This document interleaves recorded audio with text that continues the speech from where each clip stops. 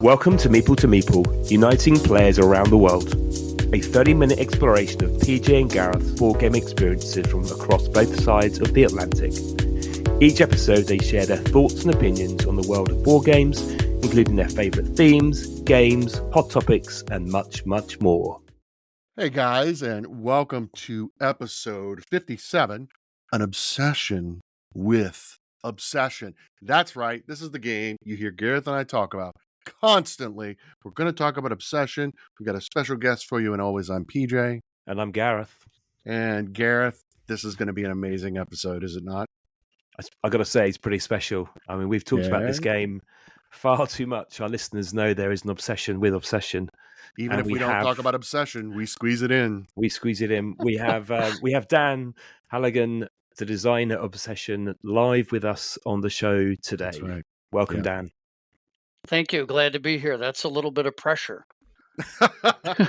No, it's fine. You are amongst friends and probably family at this point, I think.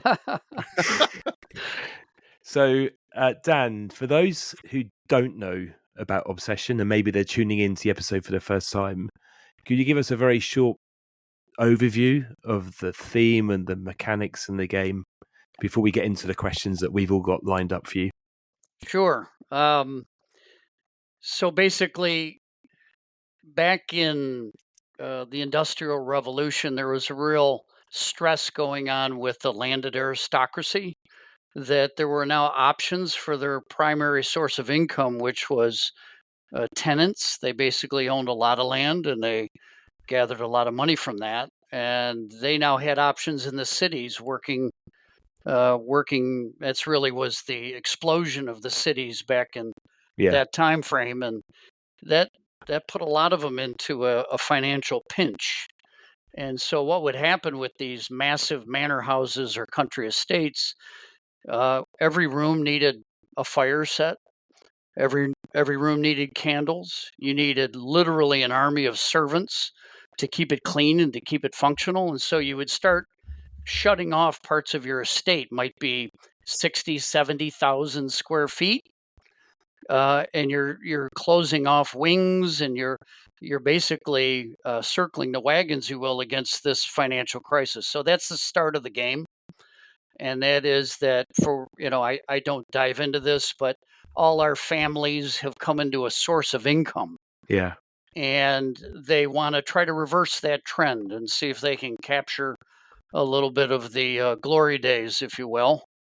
And Absolutely. so you start very humbly with only a few spaces represented by tiles, only a few servants represented by your starting servants, only a few friends represented by your starting hand.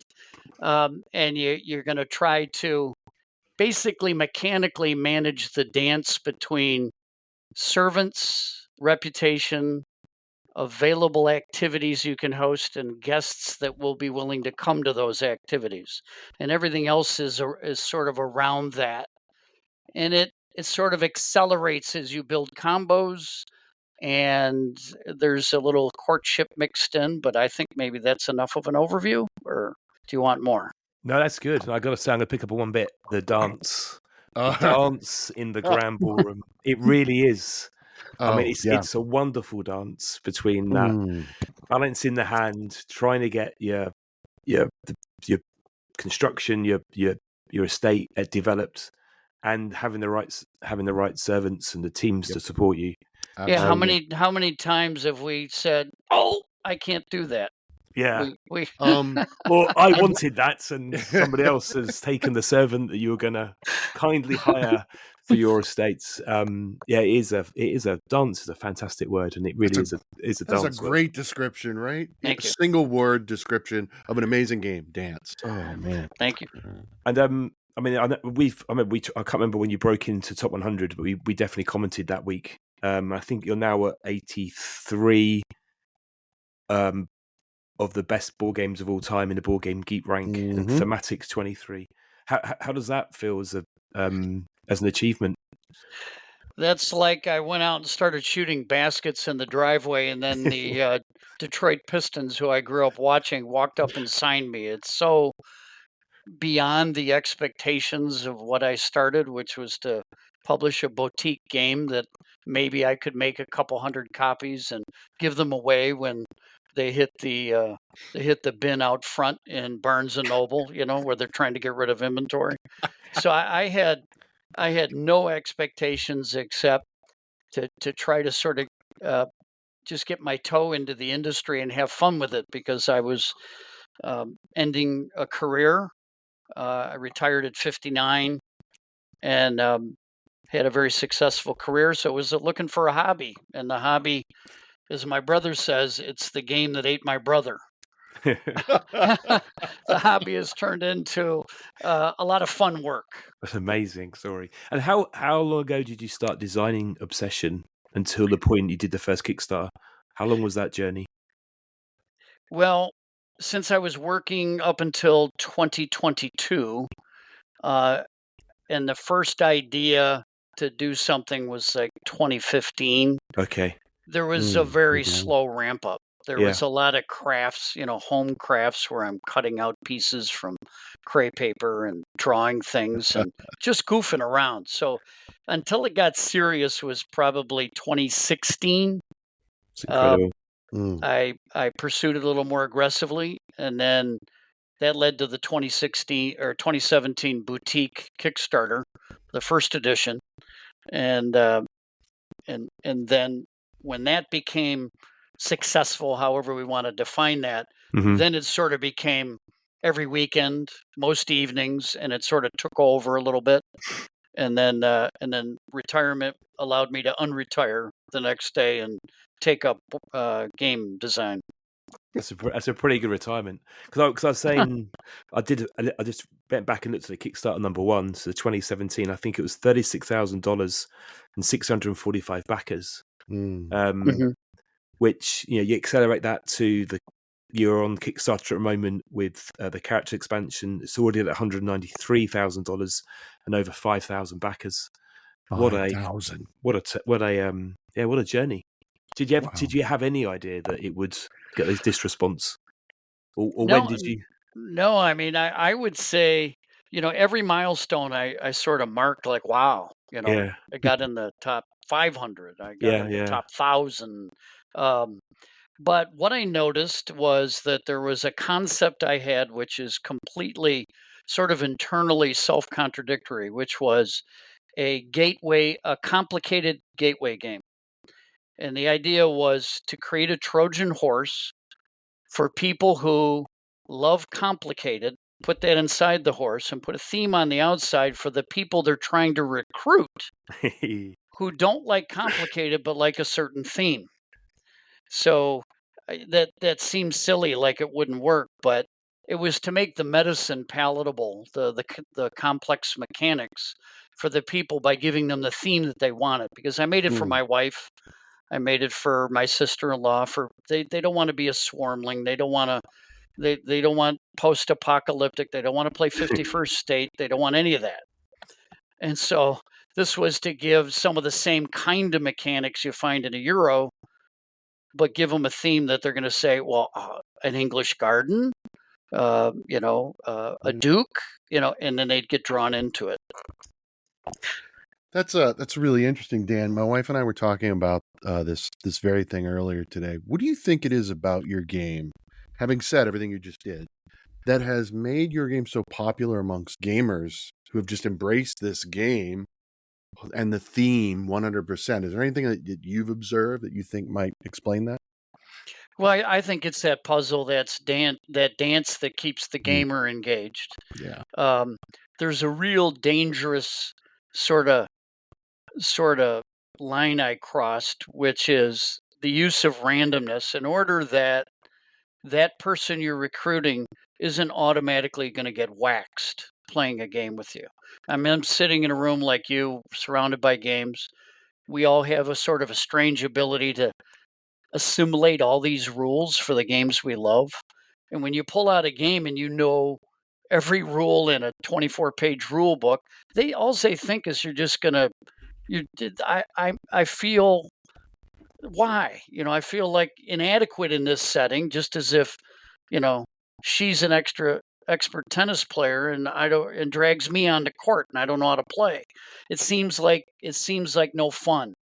Where we see the magic, they see intimidation. And so I put enough randomness into it that I can lose to a first-time player, and have many times. I played a lot of Obsession because the Horns of Victorian Fate decided they were going to do a number on me. So that was necessary. If you make a game that's like an Uwe Rosenberg game, doesn't matter about the theme, they're going to hate it because they're just not going to be able to get the wood like in Agricola.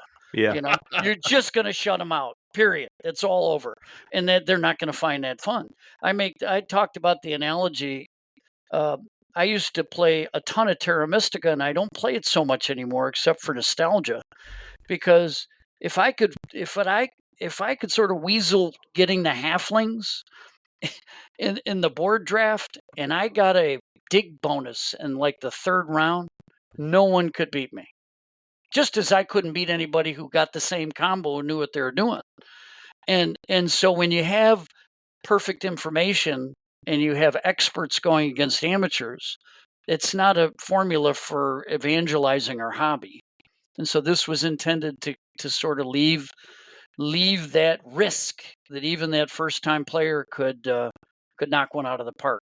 Yeah, I mean, a number of times I've played the game where with someone sneak the win at the end, or it's just been lining up all the combos, and then suddenly it's bam, bam, bam, bam, bam. They've taken a ton of points, and job done. I mean, it does work really well for new players and old. I love that Trojan horse description because I think I've said this on the show before. I'd completely missed the first Kickstarter, and it wasn't until it went to fulfillment on the second one that suddenly I was like, everyone's talking about this game. I need to find out a bit more about it. Picked up a copy. I think I went all in and just grabbed everything that was available. And then yeah, so since then we've played it with new gamers, old gamers. It's been in regular rotation with a whole multitude of players. So I think it works a treat embracing new gamers, old and new. Absolutely. Fantastic. Absolutely.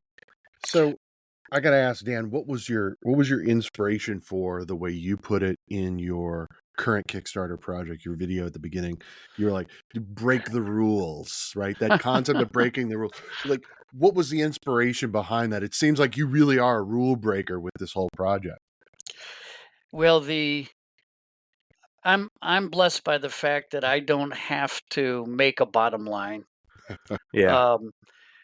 And I don't even I only take what my accountant says is a salary I have to take, so the IRS doesn't look at me with a skanky eye, you know. So so given that ability, I have different margins that I'm able to work at than other companies. So I don't want to imply that other companies, like I'm looking behind you at a couple of games, you know, I have and I like.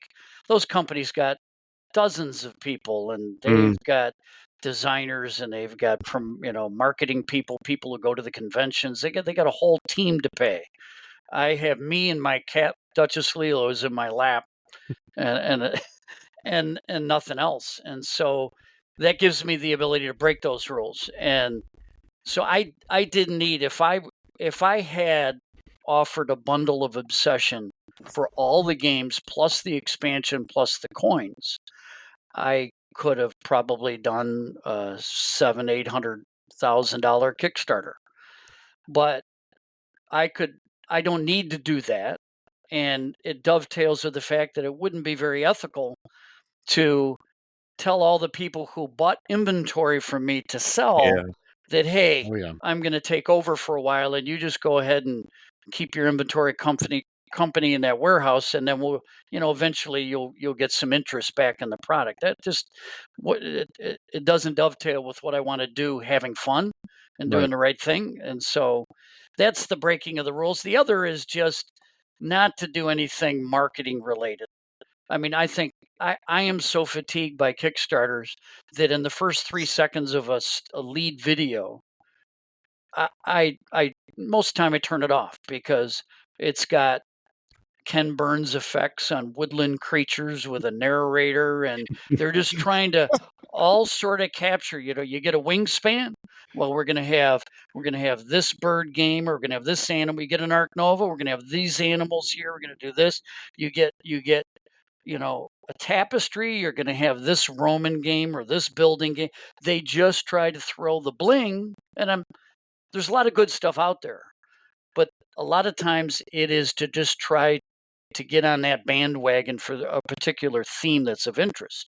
Like I just saw, I don't know if it's a good game or not, but it's a game looks very much like Quacks of Quedlinburg, which I like a lot. It's perfect for a certain audience, but there's one out there now which got the same circle, and it's got the same components and same spell thing, and I see a lot of that, and I don't get a lot of people explaining to me what's special about the project, why they're. I'll tell you a story. Right. I was at a convention, and I was on a panel of designers with some other people on that panel, and somebody who wanted to design a game came in and said, "What kind of game should I make to get it sold to a company and become a designer?" And Wow. I said, Mhm. "Dude, you can't think that way." Mm-mm. I said, "If you're not starting with your heart and soul behind something that's unique and passionate for you," I said, "you'll never make it to the finish line." Yeah. I said, it's just too hard. If you're going to try to compete with a company that can do the same sort of cloning that you want to do as a guy in your basement, you're not going to keep up with them. I Yep. said, you got to find something that just stirs your drink and go with that thing from beginning to end. And when everybody says, no, that won't work, stick with it. Listen to the people, and then tune it up. I mean, I make the point that without Rado, I might have never been one to have a game, because Right. out of the blue, with a solicitation that was, just came to him without any warning, he agreed to look at the game.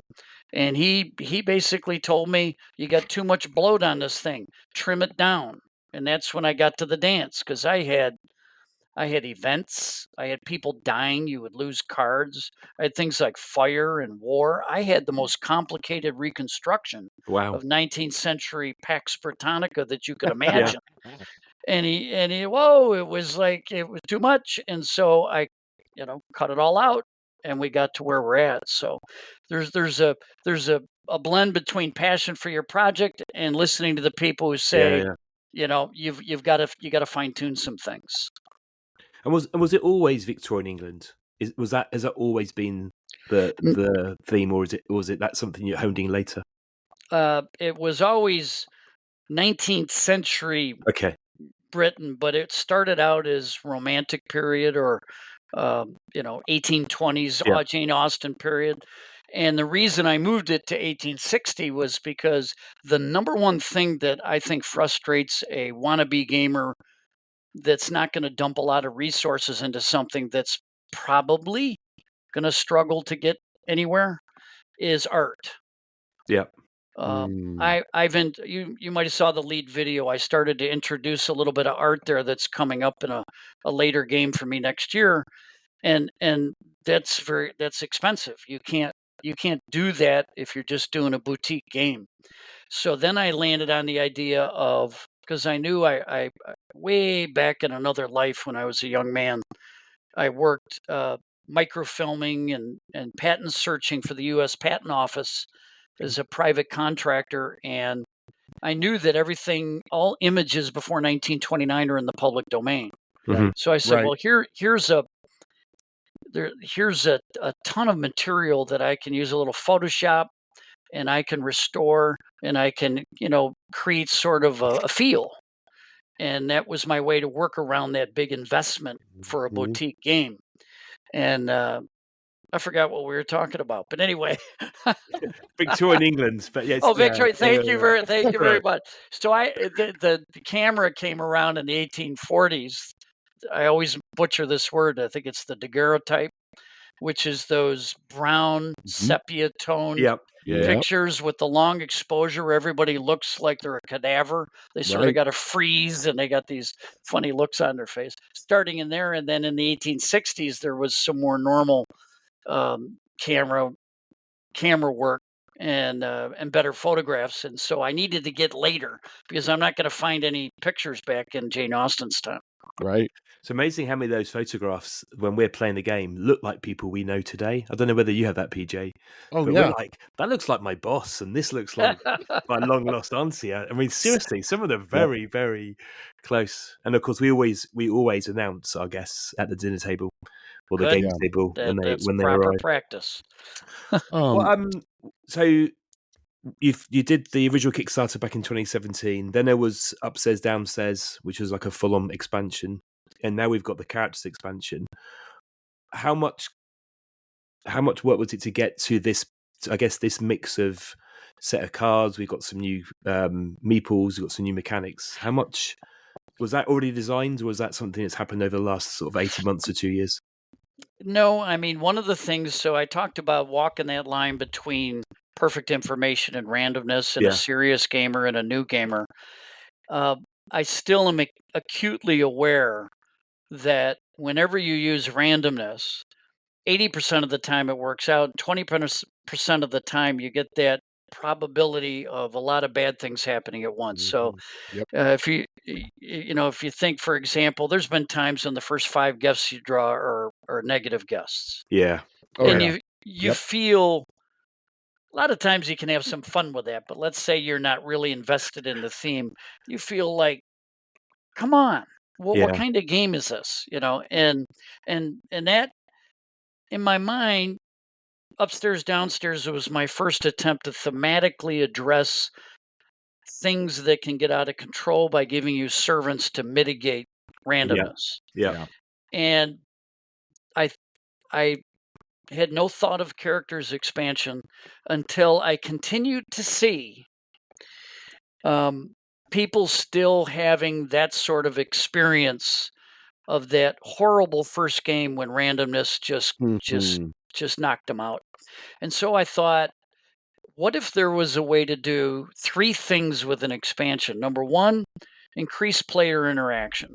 Number 2, to let people do a sort of a cost-benefit analysis on whether or not they would be willing to give up this profitable thing to solve that problem that they see looming on the horizon. Right. And then lastly was to make it lean and mean and fit in the box, because I know just how infuriating it is when you have a box perfectly tricked out and then something comes along and you like it and now you're on 2 boxes. So I wanted to not, for example, I killed the idea of doing a number of tiles. First of all, I think there's enough tiles in the bag. I don't think you need to keep going on the tiles. Absolutely. And secondly, the punch boards are a big space hog when you get the tiles and everything comes with. So I killed off, I was going to have some tiles, which allowed you to personalize your family more. So every family would start with 6 tiles and Wessex would start with 7. And it would give you a special space. It was a solar, I'm not sure what, probably a solar.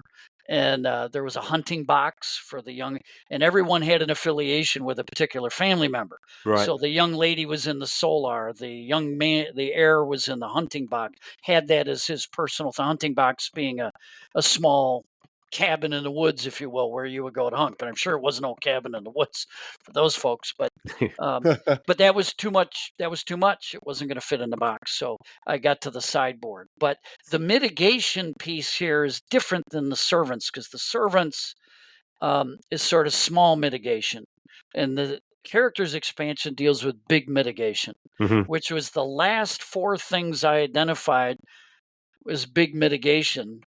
Was getting stuck with objectives that you're just dead in the water. You can't get them. Yeah, that's great. Secondly was not being able to dip into that prestige guest deck, which is going to always, it's very rare if you only get 10, 15 points in a prestige guest category that you're going to win. Yeah. The next one was to deal with the red hand of death, which is all those unsavory guests loading up in your hand, which is the constable. So the Reverend takes care of the first the dowager takes care of the second, the constable takes care of the third, and then there's the supply of servants. They're not servants with references, but they're servants that can help you use the West Saloon on the second from last round in order to pull off a huge thing, because there's been a raid on ladies' maids, or there's been some other thing that's gone on that's left you short on service, and you're just stuck. I got to say that all of them I smiled at, in terms of, you can see the games I've played when one of those points has caused me to lose. The red hand of death, particularly trying to get the right servants. So the fact that I can hire in, more clumsy, maybe less well-spoken servants. Right. But and a thought on that is that I'm not running away from those unsavory guests. I think that's one of the most thematic things. So in the cards that are coming, I am loading up a whole lot more. I increase my percentage from 14 to 17% of guests in the casual deck are now Red Hand of Death guests. Amazing. But you have the constable there to allow you to deal with it. And one thing I did that I don't think, I wouldn't change it now, because I think they represent sort of a curveball, but I think the key to a good unsavory guest is disappointment that guest is in your hand somewhat, but not altogether, because they give you some benefit that you really can use. The American Heiress is the classic example of that. One of my favorites, that one. If you play it right, Sorry, go on. You pull that American Heiress with 800 in the first draw, you're dancing a jig at the table, man. You're going to just go on a shopping spree. There's been a few of those games when that's come out in my first hand or second hand, and it's been genius. And I've added industrialists, which are British heiresses, if you will, but they're the same mechanic, right? A little less hit on the reputation and not quite the same amount of money. But I've added scoundrels that you're able to expand your activities, number of people there, almost like a carriage house, if you will. And so all these things, every unsavory guest that I have put in there comes with really desirable favors, as well as a punishing negative at the end. So you've got to manage. And this is where the interaction comes in, because some people think that Obsession has not without this characters expansion, think that Obsession has worker placement, but it doesn't. We have workers and we place them, but they're not competitive spaces. So it's really an action selection mechanism. Yeah. This is worker placement on the sideboard. And it's worker placement that takes 2 turns. It takes 1 turn to place and 1 turn to clear. Right. And you have a lot of desire to use the sideboard in maybe the last 6 rounds.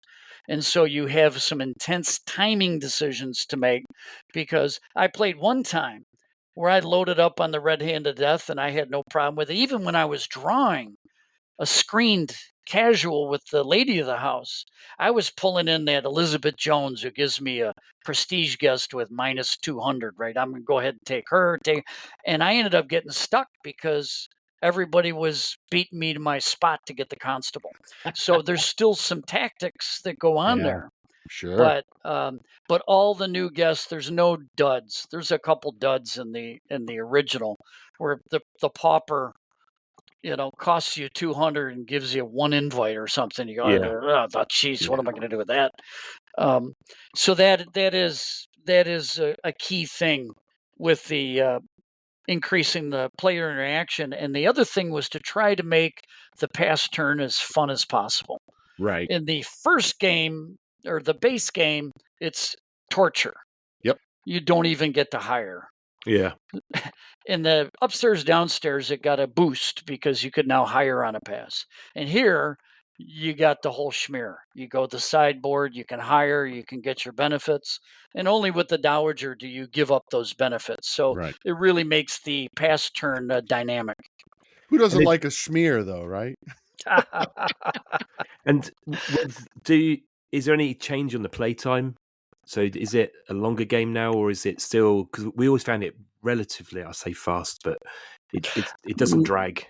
There'll be a little AP when you're learning it, but no, because Brilliant. one of the things I did not want to do, I have gotten so many expansions where it changes something I like. Yeah. I will give you 2 examples. I had a couple playtesting groups where I had reported out that there was just a Donnybrook of a game, tight game, down to the wire, and both people that won minimally or not at all used the sideboard. Right. And the reason was I consider the sideboard Victorian urgent care.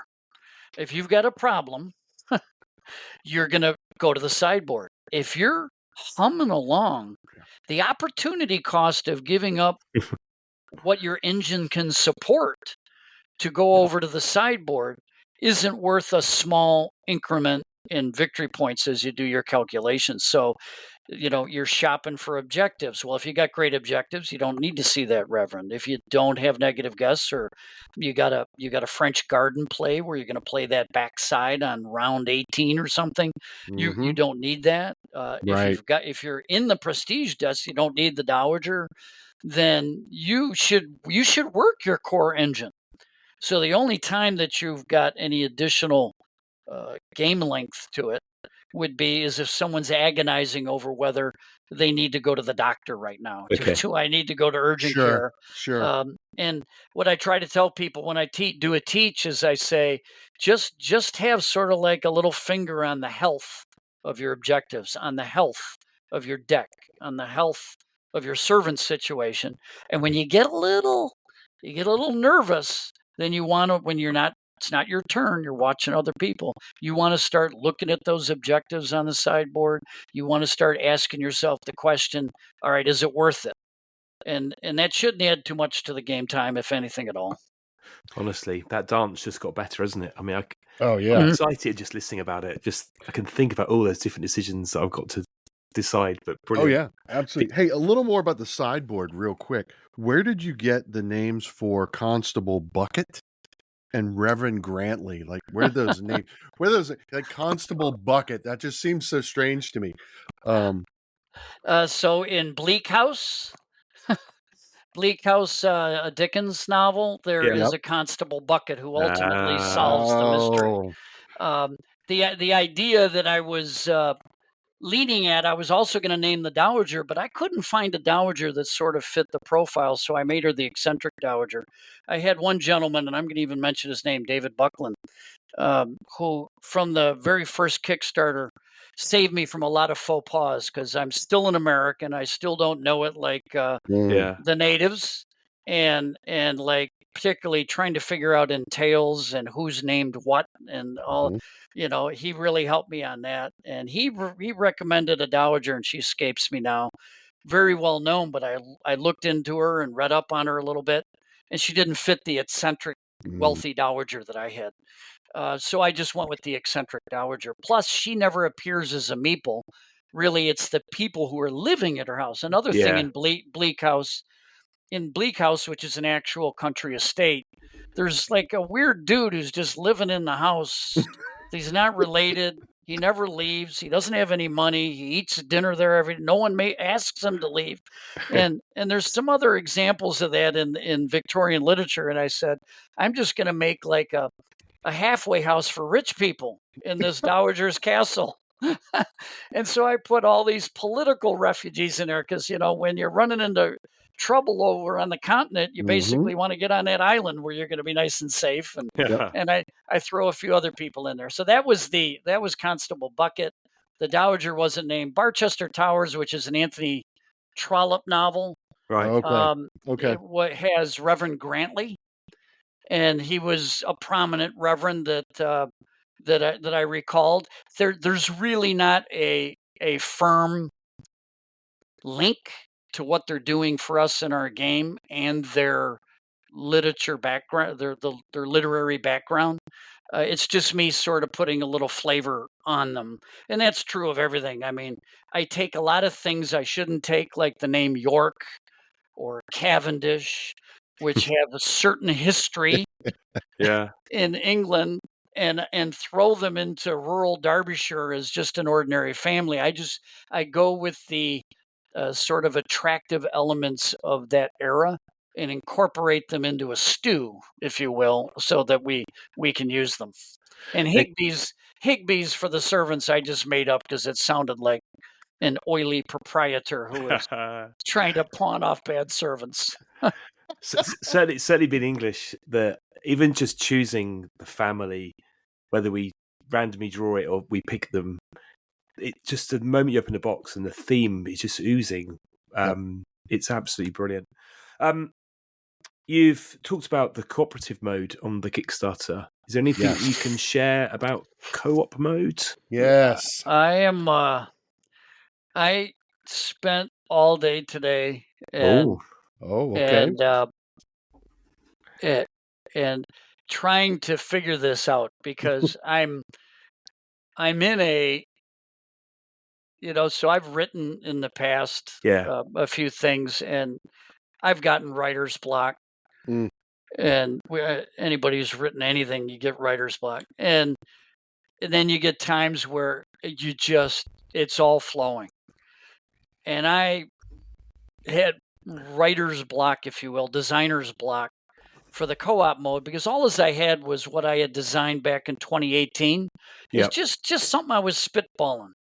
And I really spent some time with it, and then just the floodgates opened, and I'm right behind me. I'm looking at the new board I came up with for the family that you'll be testing against. And the problem is that I'm in a boa constrictor of time. I've got 9 days left. I'm going to be revealing a tile designed by Tony Boydell of Snowdonia fame. My favorite designers too. And he's got one that's good. So there is one little punch board, like the little one that comes in the useful box or the Wessex expansion or the promos. And I'm offering what was in the useful box with this game just because I need to close that out. That was a small run game. So I'm giving people the business room and the redesigned West Terrace. I don't know if you have those. Yeah. You have those. Sure do. And there's two squares left, and Tony contacted me and says, I really want to do this. And I said, bring it on, baby. So I'm going to be doing that early in the week. And then I've got some solo content that I need to roll out because Obsession solo has been way beyond my expectations successful as a solo game. And so I've got some solo content that I have to get out. And I'm getting this pressure of getting the co-op to a finished state before I go to print.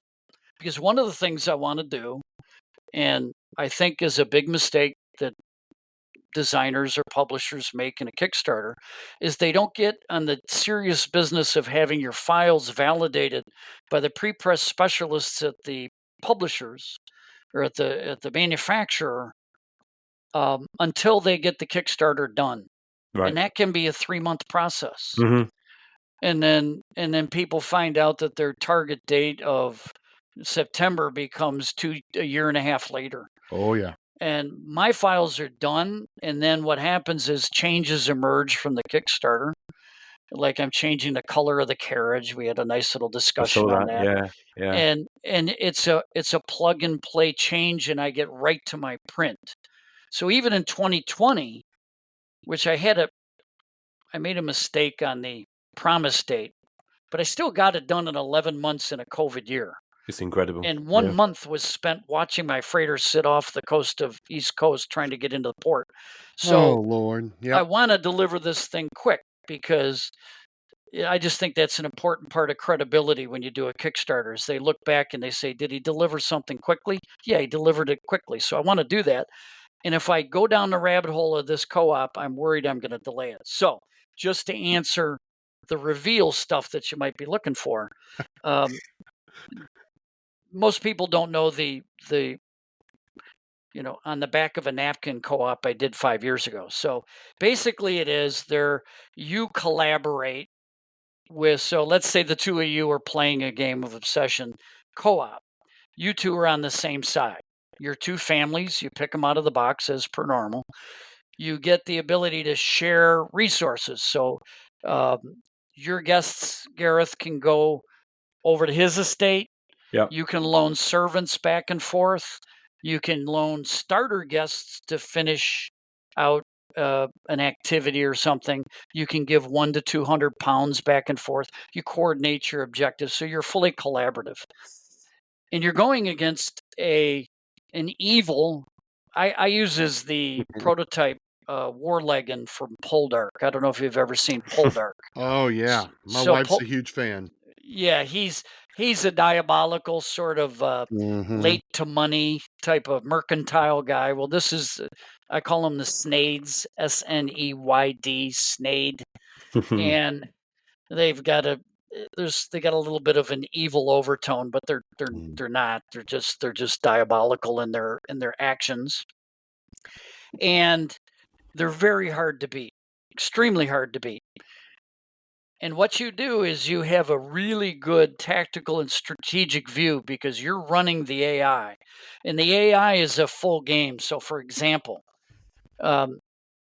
every time that the Automa buys a tile from the market, that goes into the Snade tableau and flips to the rose side, and every benefit on the front side goes to your opponent. So if they buy the cricket field and that flips into, they get that money from that cricket field. Wow. So they're generating resources, and then every prestige guest is kept in a tableau, and as their reputation climbs, how does it climb? When they buy prestige tiles, it gets flipped, their reputation climbs. And there's an AI that prefers certain types of tiles, one to the other.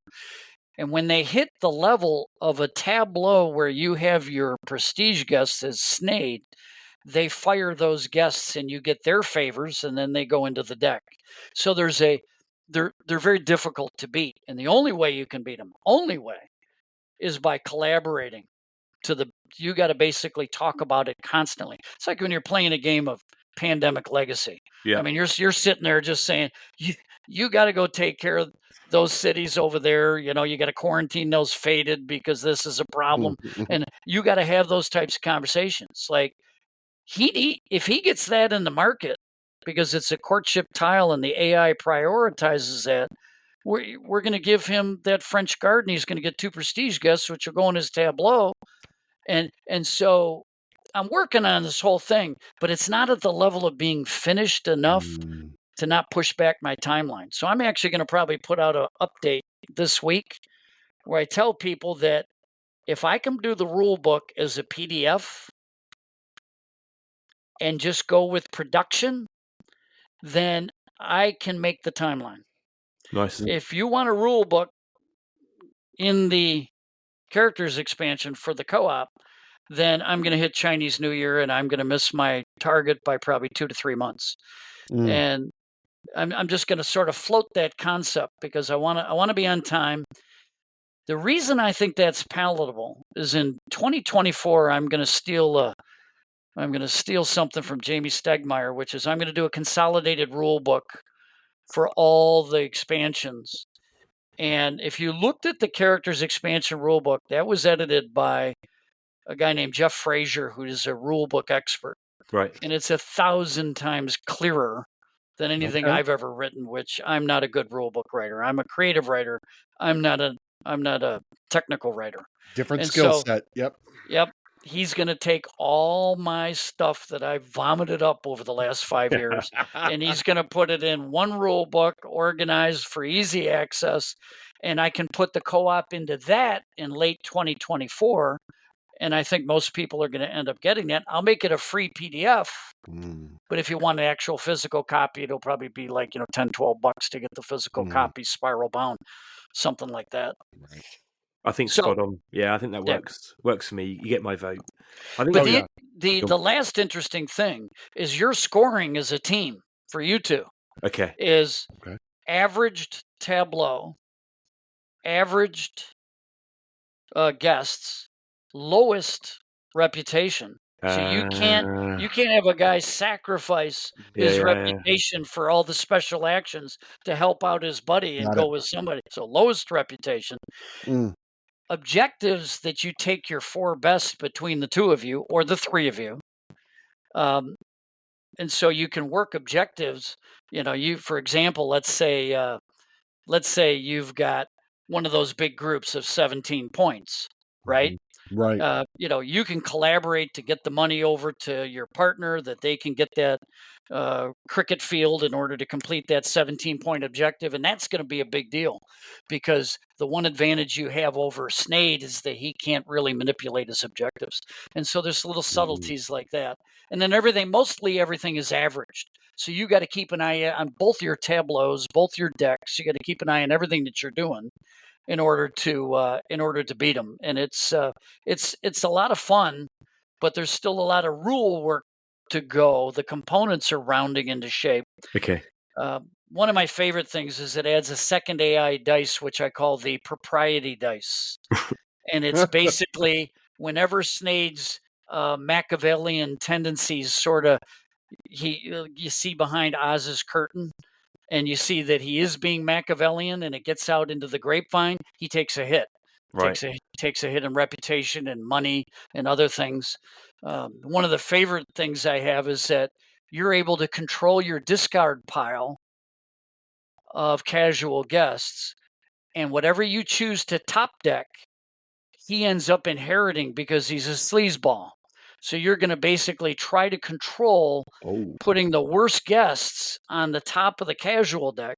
And you can do that by using a servant's hall if you have it. Your gossip, instead of taking a point of reputation, allows you to push forward the worst guest to him under the guise that this would be a good friend for you guys. So a lot of clever things like that, very thematic. And it consumes every breathing waking hour I have right now. It does sound like a lot of fun. Yes. Yeah, I'm glad I'm not a game designer though.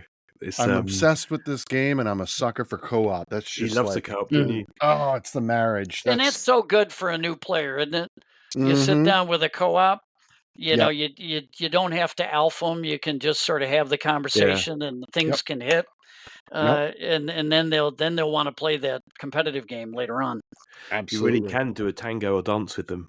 I interrupt this podcast to share with you the word you need for the Get Into Games Obsession giveaway. The words are: the obsession is real. I repeat, the obsession is real. Normal broadcast commences.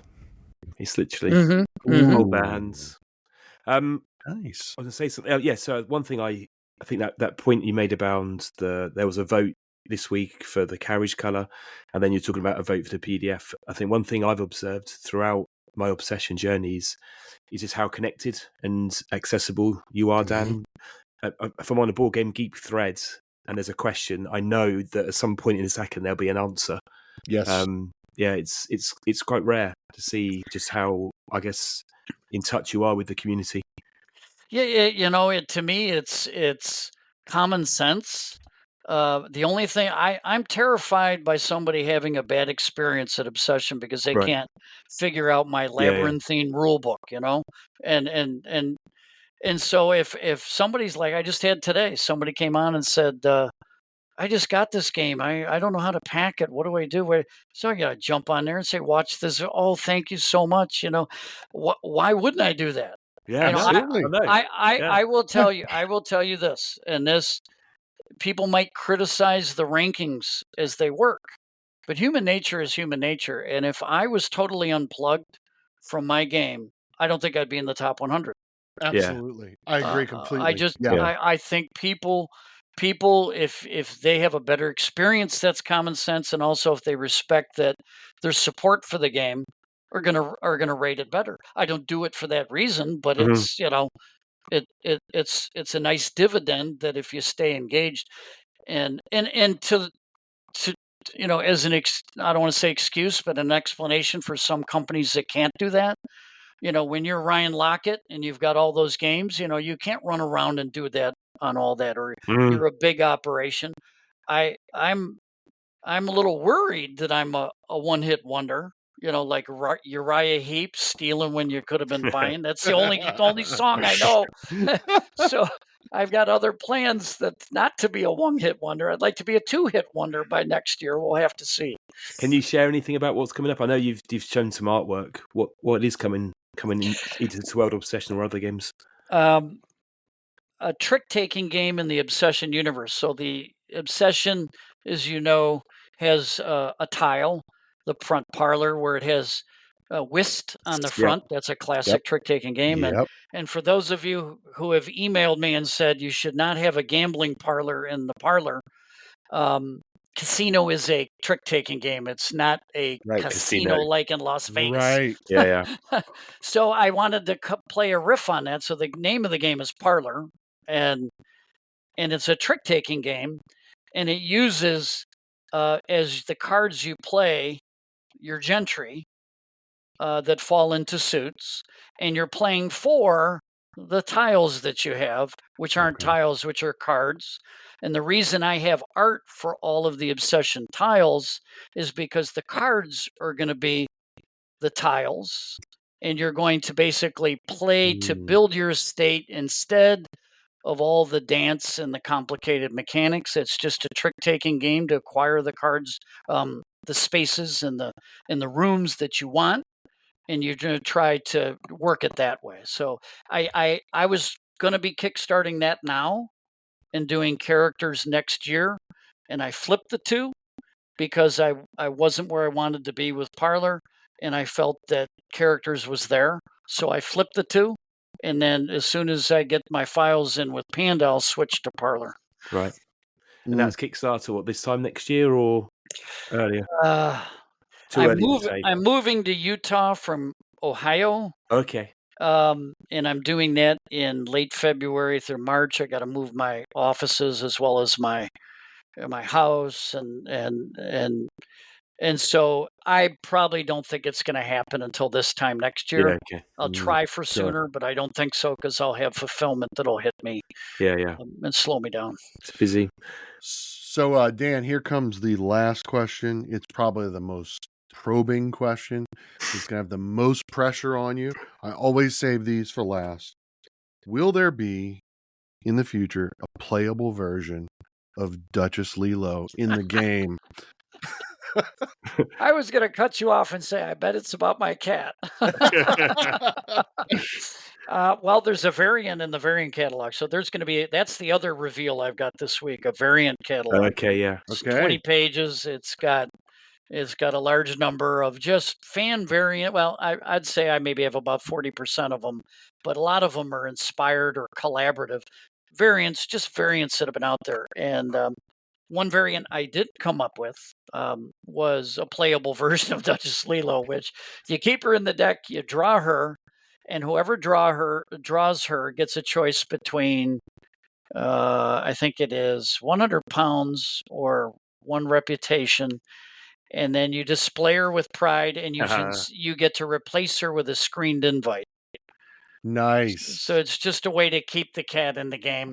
And I'm doing that from memory. I didn't come up with that, so I edited that. But I edited a lot of things recently. But so that would be as close as I think we're going to get to. Although I had someone who, shortly after she came out, said they legally played her.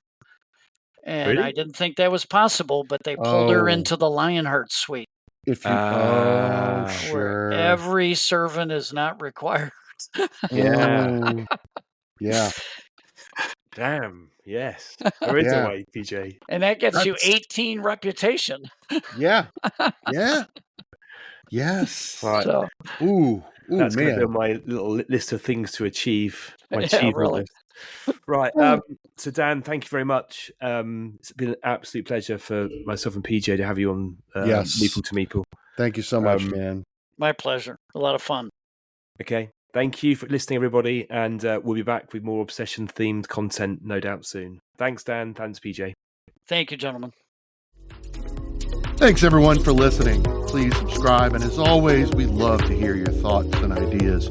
So make sure to leave those in the comments. And don't forget, you can also chat with us both on Instagram @Meeple to Meeple.